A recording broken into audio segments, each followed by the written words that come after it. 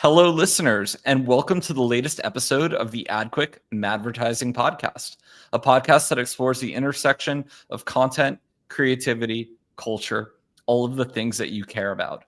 Today, we have a special guest. We have John Long. He is the SVP and Executive Creative Director at Digitas. Over the course of his career, he's produced award-winning campaigns recognized by outlets like the New York Times, Wired, and the BBC. Beyond his work, John writes prolifically about creativity and the ad industry for publications like Adweek and The Drum. He's a great voice online. I followed his thoughts on LinkedIn and Twitter and his blog posts for a number of years. John, welcome to the show. Well, thanks for having me, Adam. Really appreciate it. Thank you. And you're such an interesting guy. I have a personal question I want to ask first, is that if I had stayed agency side, I feel like maybe not as successful as you, but I would be in a similar role in the agency world. I think I was director when I left about a decade ago. And I'm curious, in the time I've been gone over the last decade, do you want to fill me in on just the life on the agency side, maybe what's changed over the last 10 years? Is everything kind of the same? Is everything radically different? For me and other people who've made the jump to the client side, what's new in the agency world? Yeah, good question.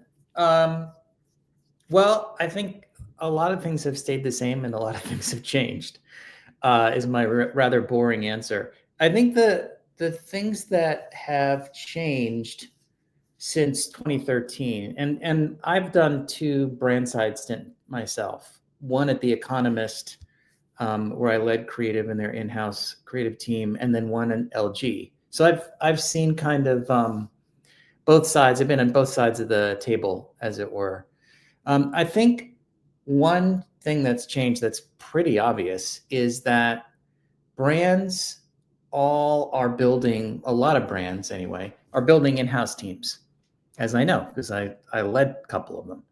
And I don't think it was as common in 2015 for brands to have in-house teams. The other thing that they have that they didn't, I wouldn't say in 2015, maybe let's go back a little further, let's say 2010, 2008. They didn't have social media channels at their disposal. And so the combination of brands having their own social channels, and creative teams have basically taken out a chunk of work from big agencies. Because when I started at Huge and later Code and Theory and Ogilvy, we would do all of that work, right? So that has been largely taken on by a lot of different brands. A lot of brands are saying, we don't need an agency to do that, we can do that. I'm not sure that's wise, but that's just the reality. I think things that have changed, stayed the same, is that agencies are still places that want to do famous work. No one goes to an agency wanting to be quiet and anonymous. And so you have a lot of people who believe in brand, who believe in marketing and advertising, who are talented, smart people, and they want to make great work. And I think the best agencies will still keep attracting those, despite the headwinds of technology, AI, and social and all that stuff.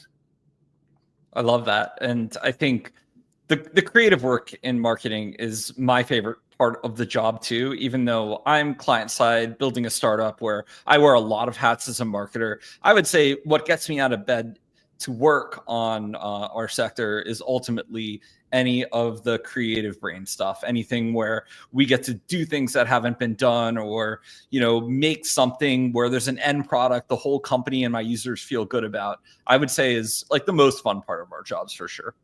Yeah, agreed. So I'm actually going to skip around in questions because you kind of led into something else, is that it seems a clear trend to me is that we started talking about in-house marketing teams a little bit. Mm-hmm. It seems to me there's a trend of, and this is agency side too, that there's some disconnect between what marketers think and how marketers feel and interpret the world, and a little bit of what users are expecting. And so we've seen this manifest with, I won't name any campaigns today, but campaigns where I think the brand was really excited about it and the market was kind of split 50-50 on it. Or even just things like, I see, there's like Netflix is making these movies that are meant to be second screened, but at the same time, I see the growth of fandoms. I see people really passionate about long form podcasts and old obscure movies and really wanting to be in depth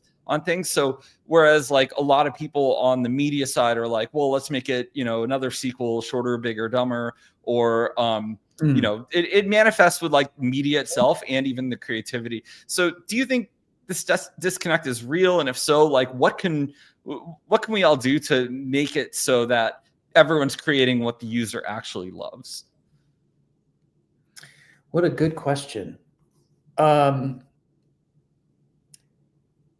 It's interesting because what the user loves or what the viewer loves is unpredictable.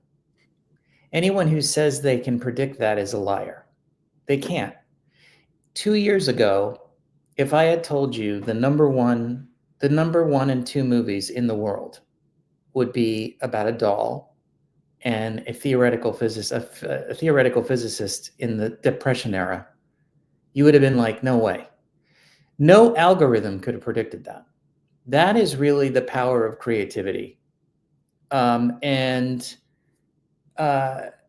think the effort to use data obsessively to find out what people want, the algorithms, it's good for certain things, but no algorithm could have produced Barbie and Oppenheimer. Forget it. And the reason you can get into why people loved those movies so much, but it's easy to see in retrospect. What they both have in common is craft. And that, I think, what you said, can't we just do a cheap knockoff? And it's interesting, when the streaming services started, back 10 years ago, 12, 13 years ago, Netflix could have said, all right, we need a lot of content. Let's just make a lot of cheap documentaries. Let's just do, because they, remember reality TV and the beginning of when Netflix started taking off as a streaming service, sort of dovetailed, right? They could have easily just made a bunch of junk reality TV. They didn't do that though. They actually went the other way. They said, CBS is paying $3 million for an episode. Let's make episodes for $12 million each. And the quality is what drew people in. So what that tells me for marketers is that faster, cheaper, can get you only so far. If you want fame and you want success over the long term, you have to invest in creativity and you have to invest in craft. And that's what Netflix did. That's what Apple did. That's what Prime Video does. So it's not just me and ad guy saying that. These tech companies all did that too. And they've been successful. Yeah, I think it's really interesting when I think there's a whole other disconnect when you see a company like Apple, who I absolutely am a fan of and love, do things on the creative side that are very creative and make these products that are, enabling entire creative sectors to thrive. And then hopefully you didn't make this ad, but they had an ad where they were like mushing together all of these organic instruments, where it was almost like positioning themselves as like the Borg, right? It was like almost a bookend to the original ad that they made years ago, breaking free of creativity. That was unfortunate. I think that goes to our conversation about in-house versus agencies, because that was their in-house team. And one of the reasons you want to hire an outside agency is outside perspective. Agency people are not drinking the Kool-Aid. They're pretty cynical. This happens when you have long-term relationships too. Agency people start to drink the Kool-Aid of the brand and tell them, kind of what they already know, what they like about themselves, as opposed to challenging them. That spot came from inside the house, and it was a miss, because And when I was talking about Apple a minute ago, I meant the Apple streaming service. Like I think Severance is $14 million, $15 million an episode. But that spot was counter to their message, which is human. And Apple is synonymous with empowering human creativity. That's what Think Different's about. And so you take all these tools of creativity and destroy them. Not great. And then I think it was also a Samsung or LG spot. Someone dug it up in Asia. There was an identical spot done in the late 90s or something. So it was also kind of a knockoff, both kind of just not good. Yeah. John, you talk a lot about social commentary from workplace culture to political issues. How do you see the role of advertisers in addressing or reflecting on them without alienating their audiences and doing it kind of in a way that it gets more applause maybe than boos? I don't know how you avoid. I mean, there's a group of people who just, it seems like, who run around looking for things to get offended at. If you want to do anything in social media, you just have to have a thick skin. I don't know how advertisers or brands completely avoid. Even the Apple spot we were talking about had a backlash. Now that in-house team is extremely talented. You can't bat 1,000, and when you swing for the fences, sometimes you miss. But yeah, I don't know how. I know there's a lot of talk like brands need to stay neutral but people get offended about everything. And so I think you're better off actually taking a stand. I think people actually respect if you take a stand, a principled stand, and stick to it. What I think gets you in trouble is when you do what Apple does or did, and you say one thing and then you have a piece of advertising that does the opposite. The Coke commercial comes to mind too for the holidays. I mean, if your tagline is real magic and the brand platform is about celebrating the real magic of humanity, and you make the spot with fake people and using artificial intelligence, that's just like that doesn't make any sense to me. Yeah, I worry that some advertisers, not yourself, who obviously understands metaphor and the fact that people will look deeply into things and understand the connotations, but I worry that in our some people's rush to just ship something, they kind of don't think through like just how it will be perceived in the marketplace. And so I always ask all of my peers to think like an auteur, right? Like really think through how everything will be interpreted. And it's also more fun too, because then you can actually do really creative metaphors that when people dig in, they're like, oh, that was really smart and thoughtful. Like, wow, they spent some time on that. Right. Yeah. It's important to get feedback. It's important to make sure that you have the right people in the room looking at the work. I mean, I'm thinking about the Pepsi debacle from years back with Kylie Jenner. Same thing. It was an in-house team. They were all drinking from the same pitcher of Kool-Aid. Wouldn't this be great? They just didn't get enough outside perspective, and so it sort of blew up in their face. Yeah, and I always wonder. I've never worked for a big consumer brand like that. Only on the tech side. I worked at Google for a while, which everyone universally loves, and it's kind of it's amazing to me when there's a big disaster like that because everyone already loves you. So it's like actually kind of hard to do something that gets panned. Like I think you have to sit down and really work at that because most of the time it'll just be like, oh, okay, here's that brand I love. It's like you really have to try to make something that people hate with Pepsi or Coke. That's true. So in a lot of your posts online, you've also talked about the disconnect between brands and performance ads.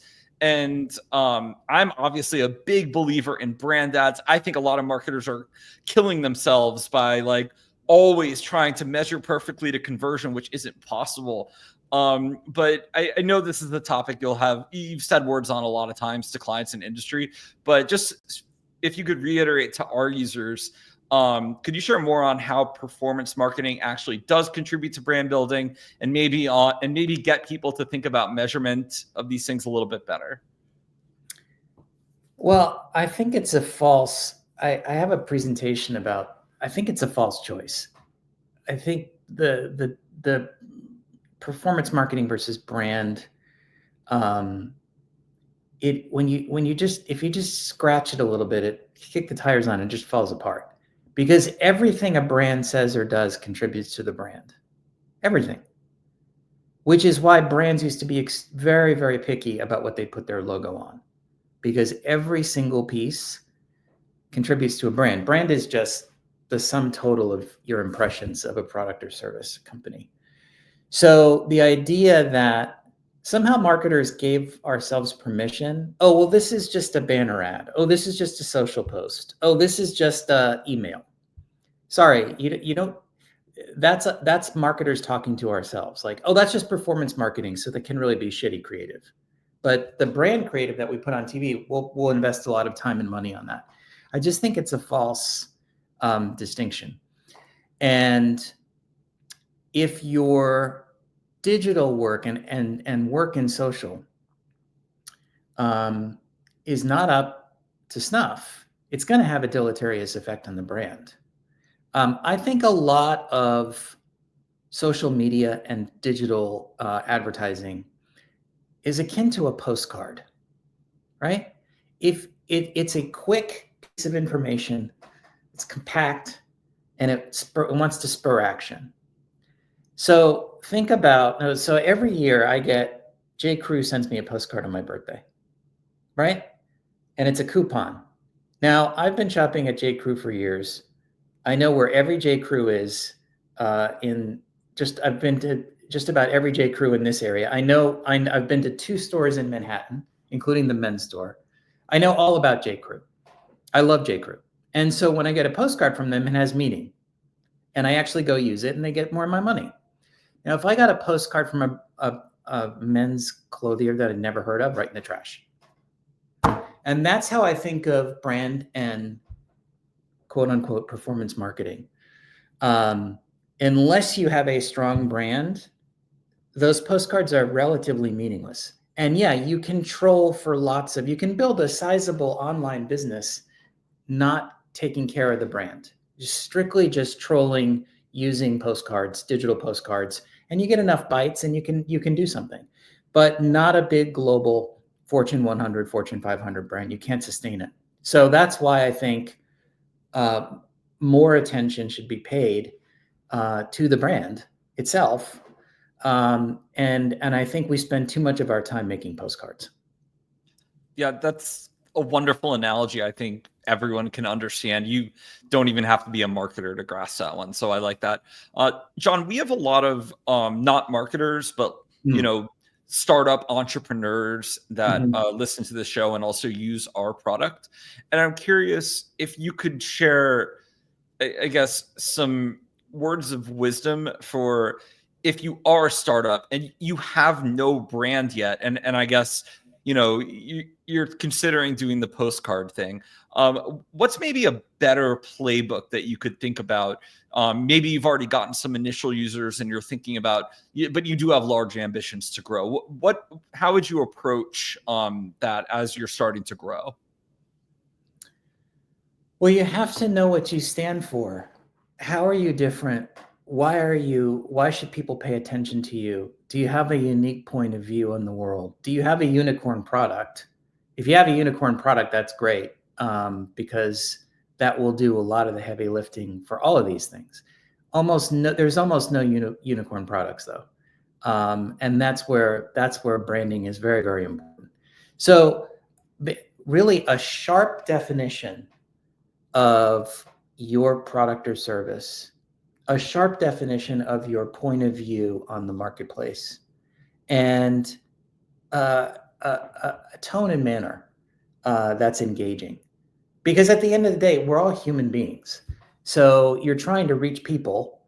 And I think the mistake that not just startups, that everybody makes is they say to themselves, if only I can explain in rational terms why someone should buy this thing. That's just not how people buy things. People are wildly irrational. They don't make decisions that way. You can't reason someone to death into buying your product. You have to charm them. You have to seduce them. You have to entertain them. And I think that's what's often forgotten. So having an engaging brand personality, have an engaging voice, have a unique perspective on the world. I think of, look at brands like Oatly. Like, what a boring oat milk, like what a boring product, but look at that brand. It sings out of home, it sings online, it looks different from everybody else. They have a point of view, and they execute it beautifully across every channel. So just remember, people are buying your widget, and being too rational about why they should buy it is a trap. Entertain them. I love that. So let's move back to our work a little bit. You've talked before about, I guess you've criticized the agency search process and all of the sort of micromanagement around a lot of agency relationships. How do you think brands should work best to find and then, I guess, continue and have a healthy relationship with their agencies? I'm surprised that agencies don't choose, I should say brands don't choose agencies just based on their work. I find the pitch process really wasteful in terms of time and energy, both from the perspective of the agency and the client. I mean, if you're looking at 5 or 6 agencies, or more, sometimes 8 or 10, and you have all those meetings and all of those rounds of review and that doesn't seem like a good use of your time. I think what brands should do is they should see a piece of work that they like and hire an agency to do a project. And if they get along with them, then keep hiring them. But yeah, I don't think the pitch process, I think it made sense, by the way. I think pitches made sense when the prize was $150 million global account or $200 million global account. But when you're talking about projects that are, relatively modest compared to even 5-10 years ago, I think we're all data driven now. We're all looking at numbers. We're all looking at efficiency. It's a wildly inefficient prospect, as far as I'm concerned. Yeah, I always felt, because I've done the RFP process when I was on the agency side, and it always felt like an idea suck. I think we maybe closed on my agency days, maybe like 1 or 2 like cold RFPs that we were asked to participate in. Like, I think only one agency I was at even would do them after a certain point, because the other agency owners are just like, people will come to us for business. We have enough of a reputation. Yeah. And so I never liked that process either. And to your point, like, now that I'm actually someone who gets to enlist, creative help, I just, maybe it's because I'm an internet native, but I just do what you said. I look at their work and I'm like, this is a great fit. They can be, really helpful on this project or not. And so it does seem like a little bit of a relic. I actually would kind of go a step further, is for not just finding an agency, but even for hiring a team member at this point. Like, the interviews are great, and obviously you need to make sure that they're a personality fit and you want to work with them every day. But from like a work perspective in our sector, I feel like you should, like, most people have case studies and they can link them in their resume and you can check them out. And so like the conversation should be so different by the time you're talking to them. It should almost be about like, your philosophy of how you approach things versus, tell me 10 campaigns. 100. I can't agree. I couldn't agree with you more. When I'm looking at creative books for art directors and copywriters, if I'm talking to them, their work passes muster because I've reviewed their book. I've reviewed their work. So I'm not using the interview to ask them, tell me about your favorite campaigns, or I'm just getting a sense of their personality and how they think. But I agree with you 100%. It should be a chemistry, conversation. You should get a sense of how people think, get a sense of if you want to spend a lot of time with them. That's just a fraction of the pitch process, though. It's mostly it's a lot of kabuki. It's a lot of slides. Just hire an agency, have them do a project. If they do a good job, keep hiring them. So that's really that simple. Yeah, it's and another frustrating thing there is sometimes you can win a pitch and start working with a client and the CMO leaves, and then their new CMO brings in a whole new, their Right. set of agencies and their team, and then you've done all that work, and then you don't even get to work on the client that long. So it seems like it's just a large ask.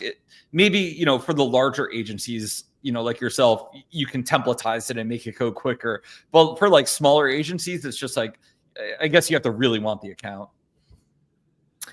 Yeah, I worked for an agency in Austin actually that didn't pitch.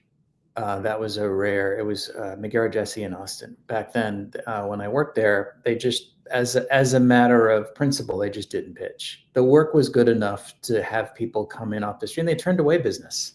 Now, that was rarefied air, but I don't see how I fail to see how it's efficient for either side. And I've worked on two brands. So, and I hired agencies that I knew and trusted to do projects. I didn't pitch them. So there you go. So along those lines, if you could impart a few words to someone in your shoes on the other side of the trade of how they could be a good client. It's probably a cliched question you got asked a lot, but I think this would be an interesting answer that maybe we can get a clip of for social and share as well. So what makes a great client? Well, I think good clients give you good briefs.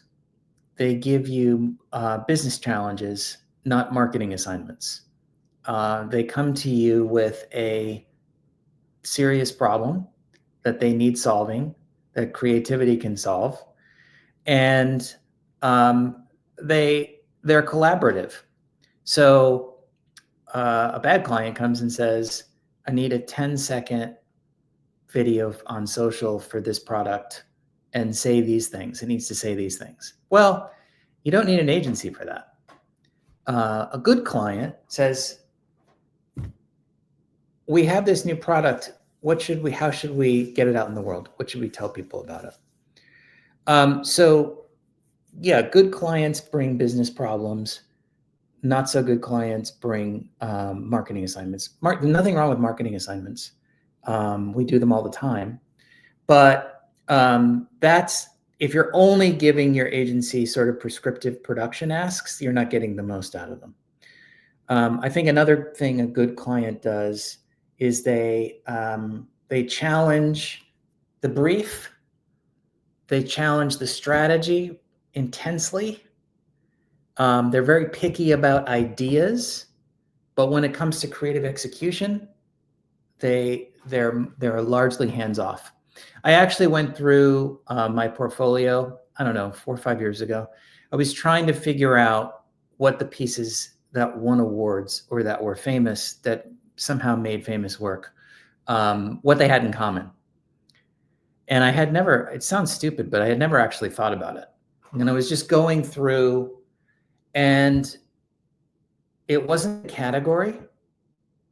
It wasn't the length of the relationship. You say you have a longer relationship client, you build trust, you start doing better work. It wasn't that. Sometimes they were brand new. It wasn't budget. It wasn't any of those things. The common denominator of all the pieces that made it in my portfolio that won awards is just what I described. The client was very, very picky about the brief, the strategy, and the idea. And once we got into making things, they largely were hands off. And that's the way it should be, because agencies are better at creative execution than clients. They just are. If they're not, If we're not, then why are you paying us, right? Yeah, it's hard. It's hard for someone client side, day to day with all their reports and everything. Like they don't live in a creative world all the time versus agencies who live and breathe it. So this is kind of maybe a not work question so much. If you're an ad creative, media creative, some type of knowledge economy creative person, what are some things you can do to just like really nurture a healthy headspace to come up with just awesome ideas, even beyond marketing? I think you have to constantly, first of all, you have to get out of the scroll. Like there's a constant scroll, and these digital things that we have constantly tethered to us is really kryptonite for creative thinking. It really is. It has its role.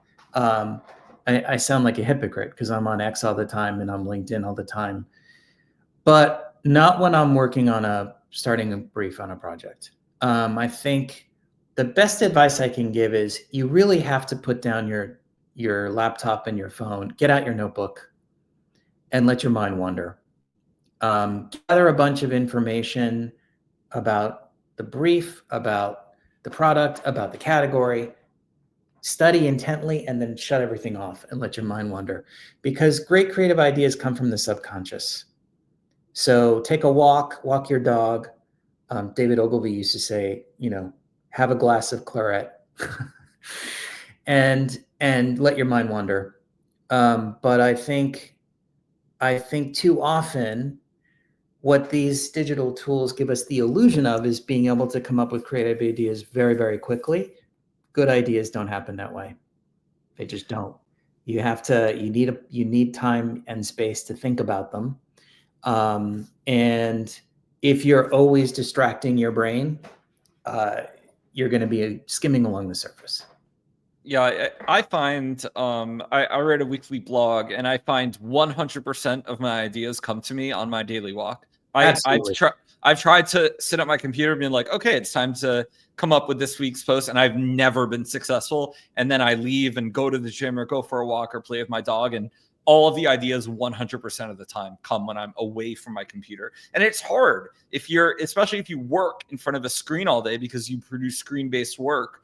You have to get away from your screen to produce a lot of the highest value work. And there's just no question about it. We know this. Science shows it over and over. There's been study after study about writing by hand is good. Students who take notes on their laptops, far less effective studying than people who take notes, students in universities take notes by hand. It's just reams of evidence, mountains of evidence that says you can't produce ideas that way. And that's why agencies used to be places where people would goof off. When you're starting a project, it should feel a little bit like fooling around, like goofing off. And so, yeah, I get similar to you. I get my best ideas when I'm walking the dog. Or when I wake up in the morning and it was a dream, or it's almost never sitting at a desk in a cubicle. One other thing, and this might be a little bit of a contrarian idea, is my 20s were not like part of being like the hustle bro, tech bro culture. I was like kind of living the life in a city, very social, going to concerts, going to raves, going to parties, traveling. And honestly, doing that in my 20s provided basically an infinite wealth of stories and ideas and connections to draw from as a creative person. I write music when I'm not in tech, and I still do that to this day. And I think I witness a lot of the young people basically being part of this hustle bro culture and trying to just grind it out all online, and they're sort of valorizing working weekends. And I feel like I easily could have gotten sucked into that if that was in the culture when I was a youth. And I feel like I'm lucky to not have been, because I think I'd be like even less healthy than I am now, which I'm already a little bit too much of a workaholic because we're Americans and we don't know when to stop working. But I worry about the kids today of not socializing enough and not having those experiences, because when you do that, it doesn't matter what field you're in. If you're in some sort of generative field, you kind of need a few wild years to see what life is really like and see a bunch of different cultures and get into trouble. And I think like that's undervalued. I don't think there's any like MBA course that tells you to live a little bit of a wild life to get those experiences. It's like that's not a script people have. Yeah, I mean, good work comes from human truth. Good marketing taps into something that's true about humanity. If you haven't lived, the work is going to be sterile, right? The work is going to sound like ChatGPT wrote it. So yeah, you got to get up off your desk and walk around and experience the world. If you want to sell to people, if you're not selling to people, you're selling to bots, then you're probably fine just sitting at your desk. But to reach other humans, you have to understand them. So get out there. All right, John, I have just 2 more questions for you, and then we'll let you go. The first, and you can answer as long as short as you want, is just any thoughts you want to share on generative AI, positive, negative, neutral, however you want to take it. I use it all the time. I am probably, so there's the people who are just completely irrationally exuberant about AI, and they believe like tomorrow no one's going to have to work, and we're going to have robots like feeding us with spoons, and we won't have to actually move, and we'll all be. And they're also kind of an annoying crowd, because any kind of skepticism expressed against AI, and they get furious. Then on the other end of the spectrum, there are people like, it's totally useless. It's not anything. It's just another. I'm somewhere in the middle. I use it all the time. It's basically destroyed dictionary.com, thesaurus.com, webstersmerriam.com, rhyming dictionaries, idiom dictionaries. I use it as a copywriting tool, and it's fantastic. It's a fantastic research tool. It's basically replaced in a lot of ways my search engines. So when I'm researching, it's very good for comparing.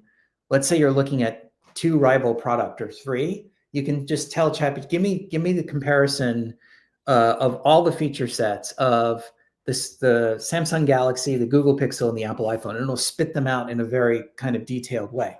Well, that saves a lot of time, and it's great. Where I'm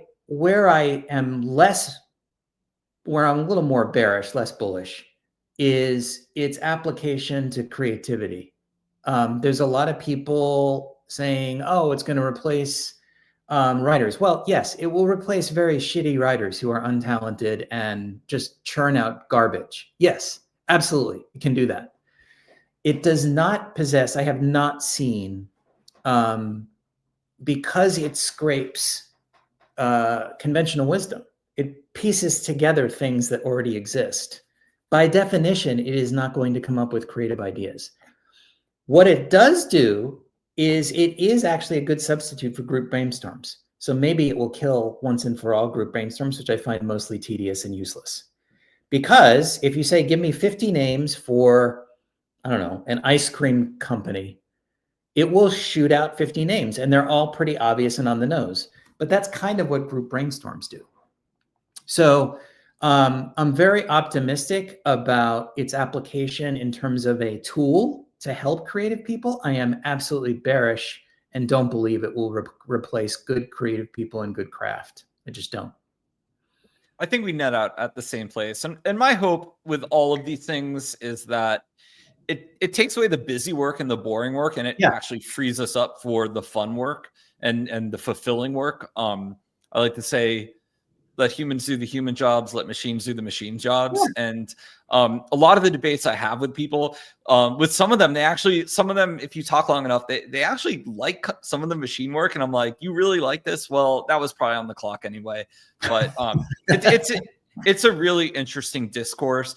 If you talk with some of the tech bros, though, you almost get to a point where it's like a little nihilism. Like I saw an interview with this guy who has a generative AI music startup, and he went on a podcast and he said something like, well, making music isn't fun, it's tedious. I'm like, no, you're wrong. It's Oh, I like, saw that. That's yeah, ridiculous. So I'm a classically trained musician. I have 2 degrees in music. And when I saw that, I thought, that's the joy. Like, that's actually putting in the work to become a good craftsman and honing your craft. There's nothing more noble. There's nothing more fulfilling. The idea that, oh, it's hard, so I won't do it. It's like, what are we doing here? Like, yeah. what? It's the same for me. Like the staying power of any piece of creative I've ever made for work or just because I enjoyed it, like it's definitely connected to how much effort I put into it. Like, as much as is the outcome fulfilling, it's like if you really struggled and you really put a lot into something, I Yeah, don't think the outcome is ever not fulfilling, or you would have either deleted it or not, or it wouldn't have been finished. that's right. So it's really interesting though to see how some people interpret it. It's the tech bros think they can do everything, and I'm a tech bro as well, but I don't think we can do everything. I think there's a lot of human tasks that are great too, so I don't want the machines to fully replace us. John, this has been great. A final question for you: any wisdom you can impart to young people leaving college, entering our field now? Oh boy. I would say the first thing that they should do is they should really just study up on agencies and who's hiring. I'm amazed. The ad schools do a pretty bad job. Not portfolio schools, they're very good, but universities in particular tend to be kind of theoretical bastions of communications PhDs, and they're not great, most of them, at plugging students into the advertising industry as it really is. And so college graduates come out unprepared to really understand how to job hunt properly. So that's the first thing is wherever you are, whatever city you're in, you should know all the ad agencies. You should know, if you're creative, you should reach out to all the creative directors via LinkedIn, and network. I just can't emphasize that enough, because networking is the lifeblood of your career. Advertising is a highly subjective field, right? Some people might think you're great. Other people look at your book, maybe look sideways at your book. So you have to build your network first and foremost. And then the second thing I'd say is, the second thing is understanding what kind of environment you want to work in. Do you want to work for a big agency? Do you want to work in a big media market, or do you want to work for an independent, and a more regional agency? Because really, big agencies, independents, and regional agencies, they're almost different businesses at this point. If you're working on big global brands that do work all over the world, that's almost a different business than if you're working for a regional shop that might do phenomenal creative, but they only concentrate on clients regionally. Have some sort of understanding of where you think you might fit in, because I think those are 2 very different jobs. I love that. And I really like the advice of starting an ad career on the agency side. I started my career there as well. You'll get exposed to pretty much every vertical if you work there long enough, but for sure at least 4 or 5 at your first agency. Absolutely. And it's cool because now you can see what you might want to commit to on the client side, or you might enjoy the variety of seeing, different parts of the world and how everything works. And the agency life is fun. You get to go to your clients when they have their big team events and their big company events. You get to go to award shows and see your peers. I'm a fan of young people starting out on the agency side, and you get to be a little bit of a rebel, right? You're not at a company. Hopefully. You can say pretty much whatever you want online if your agency is cool. I'm sure there's some restrictions, but John, it has been a pleasure speaking to you. Where can people find and connect with you online? I am still, I have not abandoned X, so I'm still there at J. Anthony Long. And then I post on LinkedIn. I try and post once a week. I just posted a bunch of previous decks, all tips from that range from how to give creative feedback to, how to talk about product features. That's all on LinkedIn. So feel free to connect with me there as well. Awesome. And we will put links to connect with John in the episode description as well. Thank you, everyone, for tuning in this week, and we will see you next week for another episode.